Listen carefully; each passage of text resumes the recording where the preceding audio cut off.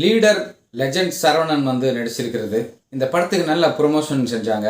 தந்தைக்கும் மகளுக்கும் நடக்கிற பாச போராட்டம் கதை, ஃப்ளாஷ்பேக்கு இதெல்லாம் வந்து பல திரைப்படங்களில் வந்து வந்திருக்கு. ஆனாலும் அந்த படத்தை எப்படி விறுவிறுப்பாக எடுத்துன்னு போய் முடிக்கணும் அப்படின்னு துரை செந்தில்குமார் அவ்வளோ சாதுரியமாக இந்த படத்தை ரொம்ப நல்லா செதுக்கி லெஜண்ட் சரவணனை அந்த இடத்துல வந்து உட்காந்து வச்சிருக்கிறார்.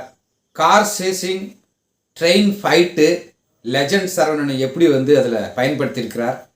உண்மையிலே கிரேட் தான் துரை செந்தில்குமார். ஜிப்ரன் அனிருத் தான் வந்து இசை போடுவாரா, நானும் போடுவேன்னு சொல்லி காட்டியிருக்கிறார். பேக்ரவுண்ட் மியூசிக்கு எல்லாரும் வந்து இந்த ஜிப்ரானை வந்து பயன்படுத்துங்க.